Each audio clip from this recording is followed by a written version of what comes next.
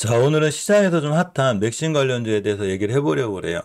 제가 맥심 관련주가 첫 번째 상한가를 갔을 때 맥심 관련주를 얘기를 해드렸어요. 뭐, 얘기하고 싶어 얘기한 게 아니라, 제가 기사에 다 나와 있으니까, 뭐, 맥심 관련해서 뭐, 이렇게 뭐, 카이스트에서 이제 대량 생산 가능성이 열렸다. 자, 근데 이 맥심이라는 게, 제가 뭐 공부를 해봤거든요. 대량 생산 가능성이 열린 거지, 지금 당장 대량 생산할 수 있는 건 아니라고 그러네요. 아직도 생각보다 갈 길이 멀다는 거예요. 그러니까 대량 생산까지 해가지고 가기에는 아직 굉장히 먼데, 자, 중요한 건 그러한 테마로다가 순간 뛰었죠. 휴비스가 대장으로 뛰었어요. 그냥 날라갔고, 코니고토미 날라갔는데, 어제 줄줄이 다 전부 다 하한가를 맞이했죠. 다 한가를 맞이했어요. 이거 어디서 많이 본 장면 같지 않아요, 이거? 어디서 많이 본 장면이죠. 근간에 우리가 바로 맞이한 초전도체예요. 초전도체 관련주들의 대표적으로 선암을 보면, 조금 이제 좀 약하죠? 저기는, 테마 주기는 초전도체가 좀 더 강했던 거고. 근데 초전도체가 어제 조금 살짝 더 움직였거든요. 절대 손대면 안 되겠죠. 물론 내가 단타 단기를 잘한다거나 내가 스캘퍼를 잘한다거나 그런 분들은 하셔도 되는데, 물론 초전도체 투자하신 분들은 뭐 이렇게 방송에서 좋게 얘기만 하면 좋겠지만, 사실 LK99이 제가 학자가 아니라 성공할지 안 성공할지 몰라요. 그 결과는 이번 달에 나오기 때문에 제가 함부로 얘기할 수는 없지만, 일단 너무 이렇게 단기성 테마를 내동매매를 쫓아가서 물리면 안 되겠죠. 바닥에 사놨으면 모를까, 그죠? 그래서 지금 그 회사에서도 관련이 없다고 그러잖아. 관련이 없다고 하는데도 날라가요. 그러니까 그렇게 광풍이 몰아칠 때 절대 내동매매하거나 그러시면 안 되는 거예요. 물론 이제 이 원익 PNE 같은 친구들 제 예전에도 이제 보고 있었는데, 사실 원익 PNE는 저번에 설명드렸듯이 이 친구도 엉뚱하게 초전도체 가래 뛰긴 맞는데, 원익 PNE는 원체 기본적으로 다 하는 사업이 폐배터리나 2차 전지라는 거죠. 그리고 이 가격대는 원래 메리트가 있어요. 초전도체가 아니더라도, 굳이 초전도체가 아니더라도 월봉 바닥권인 여기는 원익 PNE가 앞으로 해야 될 일, 그러니까 폐배터리 사업이라든가 뭐 2차 전지 사업이라든가 이런 걸로 메리트가 있단 말이죠, 이 친구가. 그게 엉뚱하게 이상하게 초전도체 때문에 뛰었어. 그럼 당연히 팔아야지. 그런데 지금 초전도체 뛰든 말든 원익 PNE는 이런 관점에서 보는 게 맞아요. 자, 그래서 이 친구는 앞으로 이런 자리가 오면 꼭 초전도체를 생각하지 말고 이 회사의 미래 가치, 이 회사의 성장성을 보고 매수하는 게 맞거든요. 여기서 다른 건 잘 모르겠어요. 휴비스나 코니고토메, 나인테크는 잘 모르겠지만 어차피 재무가 이제 증자가 붙었기 때문에 증권사에서 재무 구조가 좋다고 보기에는 약간 어려움이 있죠. 그런데 이 태경산하고 티플렉스는 멤버리에서도 공부하면서 좀 알려드렸었는데, 약간은 재무적으로 문제가 없어요. 티플렉스의 좀 재무만 좀 봐도 이 친구는 물론 이제 올해는 모르겠지만 근간에 연간 영업이익을 좀 보시게 되면 상당히 크게 늘죠. 2018년도에 35억 정도가 났었는데 지금은 7배가 뛰었어요. 213억이 났단 말이야, 작년도에. 물론 올해는 이게 줄지 안 줄지 모르겠지만 모든 부분의 지표가 좋아지고 있죠, 지금. 이 친구는 어차피 희귀금속 사업을 좀 많이 해요. 그래서 미국하고 중국하고 분쟁이 생길 때마다 히트류 관련지 유니모틀이 뛰기도 하지만 이 티플렉스도 잘 뛴다는 거죠. 근데 이 친구가 이번에 맥심 관련해가지고, 맥심도 어차피 희귀금속 쪽이니까 맥심 관련주로 엮이면서 급등을 했어요. 이 친구는 해마다 배당도 줘요. 물론 제가 종목 추천을 절대 하는 게 아니에요. 이 티플렉스가 뛸지 안 뛸지 몰라요. 그러니까 모든 투자에 대한 판단 책임 본인에게 있어요. 단지 제가 아는 건 그런 거예요. 내가 어떤 주식을 사려면 뭐 초전도체로 뛰든 뭘로 뛰든 상관없으니까 이런 데서 올라갈 때 쫓아가서 내동매매하지 말라는 거예요. 예를 들면 우리가 파워로직스 얘기를 다시 한번 해드릴게요. 파워로직스가 제가 예전에 얘기한 자리가 여기에요. 이 친구는 현대하고 폐배터리 사업을 잘하고 있기 때문에 그냥 폐배터리 사업의 성장성, 폐배터리 시장이 앞으로 엄청나게 커질 거죠. 그거를 믿고 분할 매수해서 모아놨더니 엉뚱하게 초전도체로 엮여가지고 여길 갔네? 상관없어요. 어차피 여기서 하신 분들은 4,000원에 사신 분들이 주가가 5배가 뛰었잖아. 그죠? 그런데 티플렉스가 맥신으로 뛰든 말든 상관없다는 거예요. 티플렉스의 재무구조가 전혀 변화가 없고 영업이익이나 이런 게 좋아지는 판에 그냥 나는 싸게 사면 되는 거죠. 주식은 너무 쉬운 게 뭐냐면 싸게 사서 비싸게 팔아야 되거든요. 근데 왜 어려울까요, 도대체? 왜 주식이 왜 어려울까? 많은 사람들이 우리의 눈과 귀를 막는 좋은 뉴스를 내보낼 때가 있는데, 그러한 좋은 뉴스를 어디서 내보내냐면 바로 월봉 고점에서 내보내요.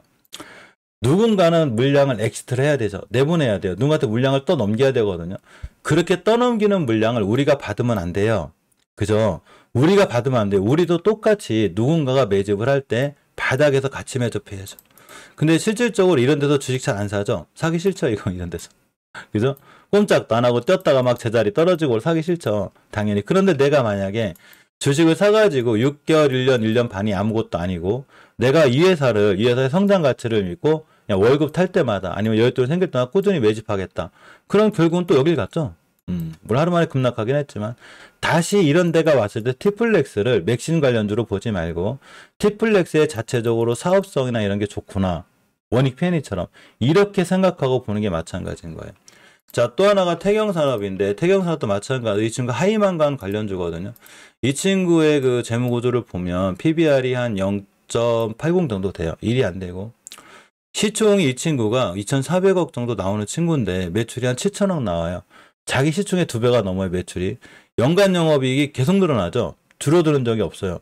그러니까 이 친구도 재무적으로 튼튼하고 배당주에 배당을 4%씩 줘요. 은행이자보다 더 줘. 1년 동안 장기 투자했을 때 평균적으로 은행이자보다 더 준다는 거죠.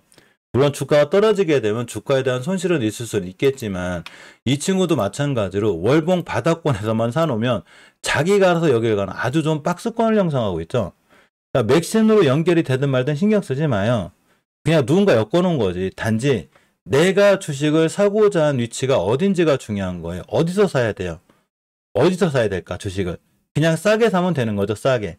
싸게 사면 내가 이 친구가 원래 하이만간 관련주거든요. 하지 말라고 그래도 우리가 뭐 이상한 뉴스로 띄우지 말라고 그래도 누군가는 알아서 이상한 뉴스로 띄워서 올리죠. 정말 신기한 거죠. 그런데 최소한 내가 주식을 사는 자리가 이런 공간에 있다면 너무 무서워할 필요가 없다는 거예요. 만약에 오늘 또 급락했어. 뭐 그럴 수 있는 거잖아. 근데 대신에 5일선에 출발하면 또 뛰겠죠. 근데 그런 거 흔들리지 마요. 대신에 뛸 때 내동매매만 하지 마요. 그래 놓고 야, 이 친구가 만약에 초전조체가 뛰고 맥신이 떨어지면서 여길 다시 왔네? 얼마나 써야지. 그러니까 맥신 때문에 떨어져서 안 좋은 게 아니라 이 친구는 원래 하이만간하고 이쪽 사업을 하기 때문에 2차전지 관련주예요. 여기 가면 역사적으로 기술적 박스권 하다니고 맥신 때문에 떨어지면 오히려 좋은 거예요. 다시 한번 싸게 살 수 있는 기회를 네가 나한테 주는구나. 이렇게 생각하시면 돼요. 이해하셨죠? 그래서 어떤 테마나 이슈로 떴을 때 그 테마나 이슈 때문에 뛰는 친구들은 어쩔 수가 없는데 그게 재무적으로 안 좋은 친구들도 많이 뛰거든요. 근데 그런 상황이 아니라 이 회사가 기본적으로 하는 일적으로 펀더멘털이 강하고 또 그 기업이 하는 일이 미래 가치가 있고 재무적으로 회계적으로 아무런 문제가 없다면 엉뚱하게 이상한 테마로 뛸 수는 있어도 나중에 제자리가 왔을 때는 다시 이 회사의 본연의 가치, 자기들이 본연적으로 기업이 하는 일 이런 거에 따라서 쭉 올라갈 수 있다. 이렇게 생각하시면 돼요. 대신에 꼭 이 티플렉스나 태경산업만 얘기하는 게 아니라 지금 ARM 관련 상장하는 기업들 또는 화장품 관련주들 또는 2차전지 관련 중에서도 장비주들 많이 안 올라간 애들이 있거든요.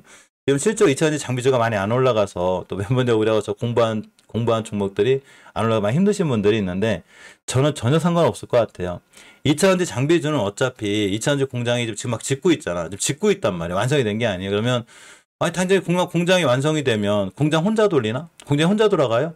뭐가 들어가? 장비가 들어가야 되잖아. 당연히. 그죠? 그런 장비나 수주가 계속 커질 거라는 거죠. 그런데 그러한 친구들이 월봉에서 저 고점에 있다면 의미가 없지만 월봉의 저 바닥에 있다면 우리가 앞으로는 꾸준히 매집을 해서 6개월, 1년, 2년, 3년을 길게 생각하지 말고 차라리 은행에 적금 넣는 것보다는 어마어마하게 좋은 수익률을 보여주기 때문에 그러한 친구들을 바닥에 잘 모아나가자. 이렇게 하시면 돼요.